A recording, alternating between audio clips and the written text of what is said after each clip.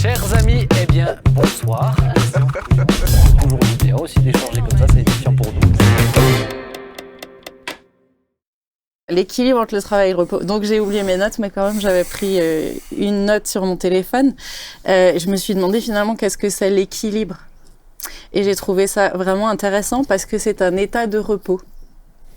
Un état de repos, position stable d'un système obtenu par l'égalité de deux forces, de deux poids qui s'opposent. C'est ça, en sciences physiques, ouais, c'est ça. C'est ça. Et du coup, je me suis dit finalement le repos, enfin je pense pas que opposer travail et repos c'est la bonne solution, puisque les deux forces opposées, ce serait plutôt le travail à l'extrême et la paresse à l'extrême. Et de se dire, si on trouve un équilibre, on arrive à cet état de repos et de repos aussi intérieur. Parce que quand tu arrives à équilibrer à la fois ta vie de travail et les temps de repos dont on a besoin, intérieurement, tu vas être tranquille, pas dans le stress, pas dans l'anxiété, etc., quoi. Ouais. Et ce que je trouve vraiment intéressant à dire aussi, bon, tu l'as un petit peu dit au début du coup, c'est que Dieu aime le repos. Je te présente mes plus plates excuses. Moi, je te pardonne, c'était déjà fait. C'est que Dieu aime le repos puisque lui-même s'est reposé de ses œuvres. Jésus dit venez à moi vous tous qui êtes fatigués et chargés, je vous donnerai du repos. L'Éternel est mon berger, il restaure mon âme. Enfin bref, il y a aussi le mot se reposer dans le psaume 23. J'ai pas mes notes. Et donc voilà, je pense que le Seigneur aime cette notion de repos.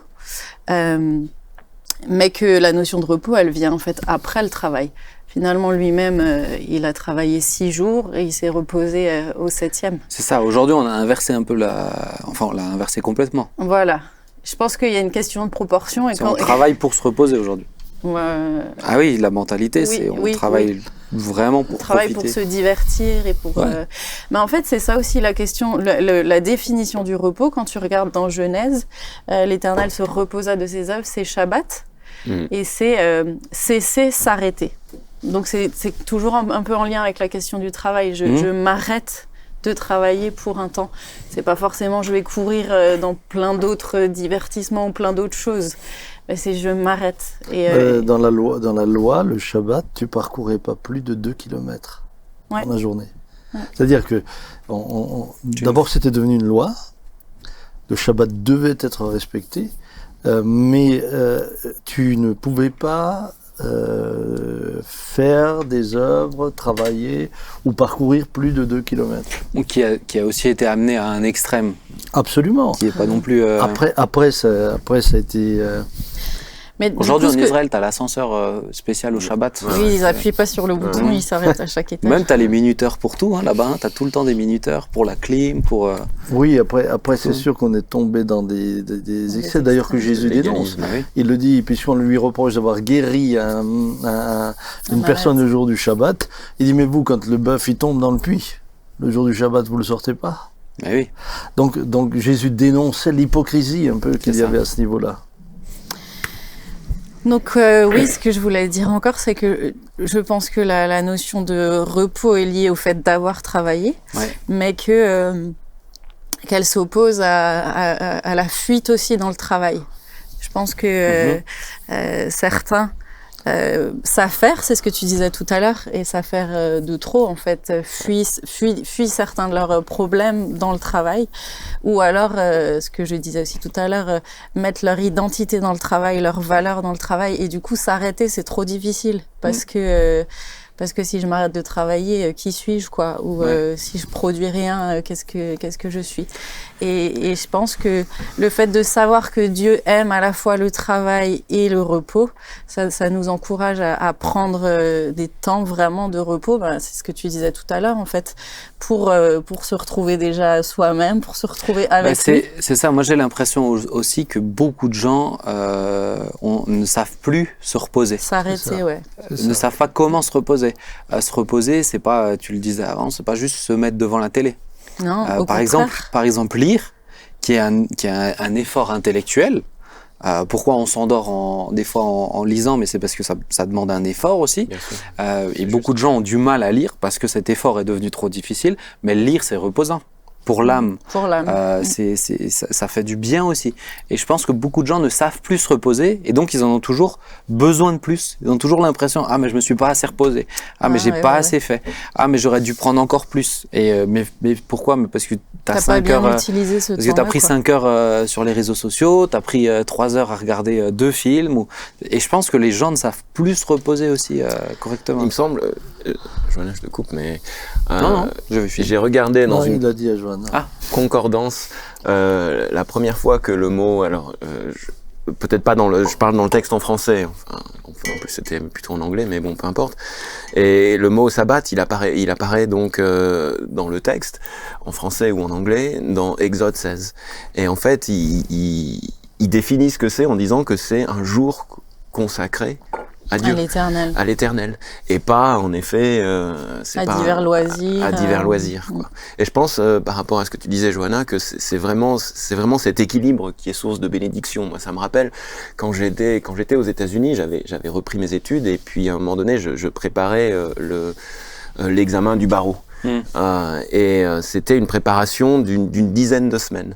Et je travaillais 12 heures par jour et j'avais pris la décision, je me souviens, avec Mélanie, sa maman était là, et j'ai dit, je pourrais travailler les 7 jours, en fait, ce serait pas de trop. Mais alors c'était pas du légalisme, mais c'est vraiment une décision que j'ai prise, une conviction de mettre un jour de côté, le dimanche en l'occurrence. Et c'était vraiment un jour que j'avais choisi de consacrer au Seigneur. Et là, j'ai eu une paix totale. Et j'ai pu faire tout mon travail en 6 jours. C'est bien ce que Dieu dit. Tout ton travail, tu le fais en 6 jours et repose-toi le 7e jour. Et ça, ça a été une vraie bénédiction. Je pense que ça m'a permis d'être plus efficace. Et ce jour de repos, il était essentiel. Il est bon pour ton psyché, il est bon pour ton âme, pour ton esprit. Donc quand on disait le travail est... Pardon, vas-y. Non, pardon. Je t'entends. Non, mais c'est rigolo parce que Jonathan, notre frère, il a fait la même chose en première année de médecine. Au début, il travaillait même le dimanche. Et puis en relisant... il est venu me voir en me disant « Papa, qu'est-ce que je dois faire ?» J'ai dit écoute, moi je pense que ce que tu dois le faire par conviction. Par conviction, mais... Par conviction. Et puis il a prié pour, il ouvre la Bible et dit « Tu respecteras le 7e jour. » Et puis, il l'a fait. Et il l'a fait. Et je pense que ça a aussi été un équilibre important. Et puis il a eu sa première année de médecine du premier coup, ce que je voudrais juste relever dans tout ce que vous avez dit, entre autres, c'est ce jour de repos, c'est aussi un jour qu'on consacre à l'Éternel. Et moi, je ne comprends pas les chrétiens qui, le dimanche, au lieu d'être là dans le peuple de Dieu, venir louer et adorer le Seigneur, font leur loisir, c'est encore du sport, c'est encore ceci. J'ai dit, non, c'est pas juste. Il y a un temps qu'on consacre à Dieu. Nous, en tant que chrétiens, c'est le premier jour de la semaine maintenant qu'on le fait. Mais c'est important.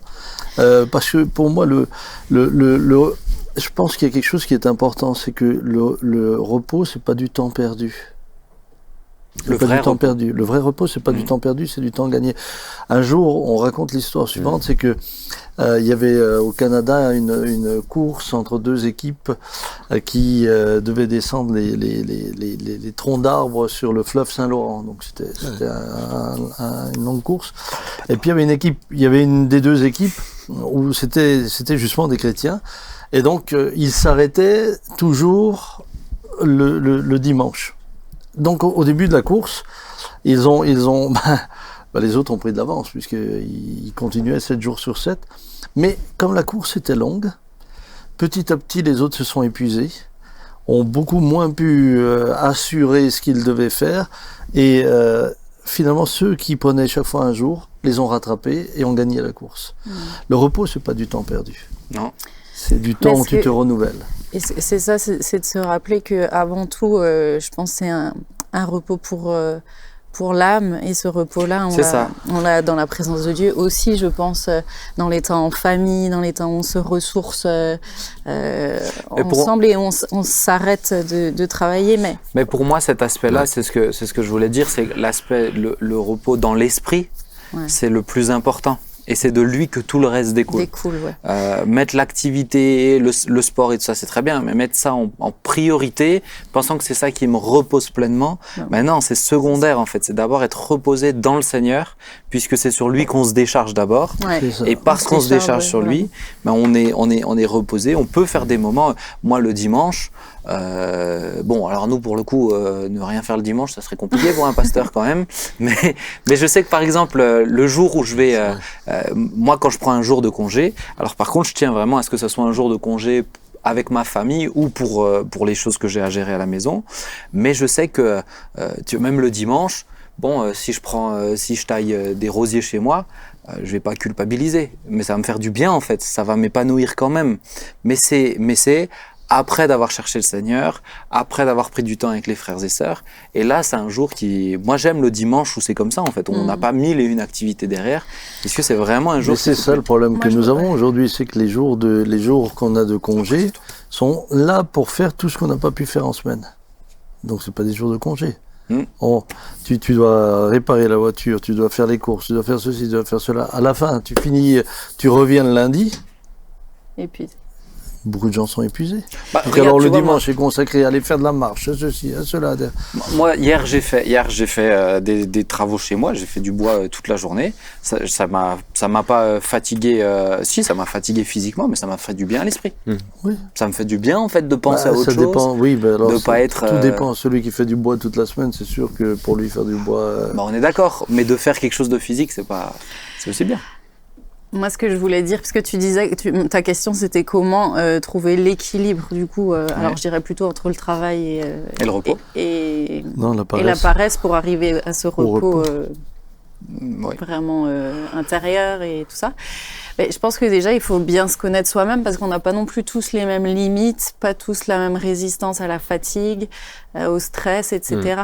Et je pense qu'en se connaissant bien, en apprenant à savoir, là, je touche une limite, il faut que je m'arrête. On arrive mieux aussi à savoir quand prendre des temps de repos, quoi. Et ceux qui se reposent un peu trop, à apprendre quand est-ce qu'il faut se remettre au travail.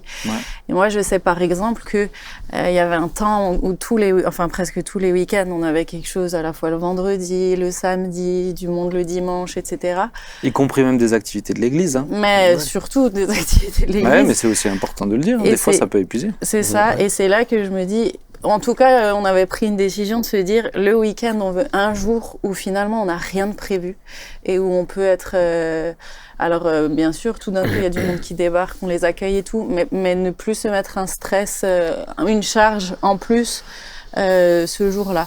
Donc, on essaye, alors on n'y arrive pas toujours, mais par exemple, dans le week-end, d'avoir vraiment un jour complètement off. Où, moi et maman, on se repose quand les 18 petits-enfants arrivent, tu vois. Mais je pense que tu l'as bien dit, c'est de se connaître soi-même aussi. Parce que je pense beaucoup s'épuisent parce qu'ils suivent un rythme, où ils suivent le rythme des autres, où ils se culpabilisent parce qu'ils font pas autant que l'un, autant que l'autre. Mais on a été tous tu as parlé tout à l'heure d'une personne handicapée où dans son cadre à elle fait beaucoup plus, par exemple, que ce que toi tu vas faire dans ton cadre à toi, avec les moyens qu'elle a. Mais je pense qu'il faut pas se culpabiliser. Moi, mon souci à la fin de la journée, c'est de savoir Seigneur, est-ce que j'ai fait ce que tu m'as demandé aujourd'hui ? Voilà. Et ça, pour moi, l'équilibre, il est là-dedans. Et ça, c'était aussi quelque chose que je voulais dire. Des fois, on s'affaire, on travaille de trop, entre guillemets, parce que... pour les mauvaises raisons et parce que des fois, on fait des choses que le Seigneur nous a pas vraiment demandé. Et je pense que ça, c'est aussi une question fondamentale à se poser. Est-ce que, Seigneur, ça, tu veux vraiment que je le fasse ? Est-ce que ça, c'est quelque chose que tu attends de moi ou pas ? Et je pense que par rapport à l'oisiveté dont on a l'impression qu'elle a quand même aussi pris de l'ampleur dans notre société, on est dans une génération où c'est cet extrême-là. Et je pense que les générations précédentes étaient un peu dans l'autre extrême, à, entre guillemets, en faire de trop.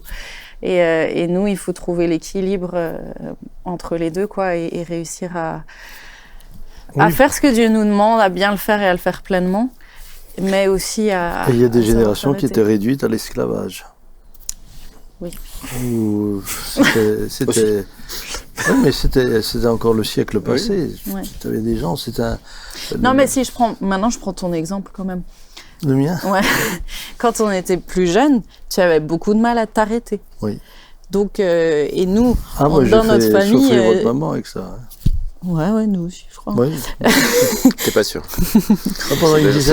Pendant une dizaine d'années, mais par culpabilité, je prenais pas de vacances. Non, mais la culpabilité. C'est terrible. Je me disais, mais tu dois être le berger. Un berger s'arrête jamais. Il n'y a aucun berger qui laisse le troupeau et qui part. Non, mais j'avais des trucs qui... Et c'est vrai que j'ai été extrême. Et du coup, je pense que les générations suivantes, peut-être aussi qui ont eu des parents tellement fonceurs, bosseurs, etc., ont peut-être parfois pu en souffrir et veulent pas reproduire la même chose, mais du coup risquent de balancer dans l'inverse, quoi. Alors en sociologie, on dit que sa génération, c'est la génération des carriéristes. Ouais. Là où notre génération, c'est pour ça que c'est ce qu'on retrouve beaucoup, c'est il faut que ce que tu fais t'épanouisse. Ouais, donc c'est même pas qu'une question d'oisiveté, c'est d'épanouissement. C'est ça. Ils peuvent se donner corps et âme, mais il faut que ça les épanouisse directement. Là où aujourd'hui, je trouve, on l'a redit encore une fois, mais tu t'épanouis aussi, comme tu as pris l'exemple de Christian, de tonton, quand tu sais que ce que tu fais, tu le fais parce que le Seigneur l'attend de toi. C'est ça. Il y a beaucoup dépend quand même de la vision que tu as des choses. C'est la manière dont tu les abordes. De l'attitude. De l'attitude. C'est comme le verre à moitié plein et le verre à moitié vide. C'est intérieurement que tu peux te dire, c'est super, il est à moitié plein. C'est super mon travail, je veux bien le faire. Ça contribue au-delà maintenant du sens que moi je peux lui donner, mais ça contribue aussi, entre autres puisqu'on n'a pas parlé de la notion de travail et rémunération. Mais je trouve que c'est aussi intéressant.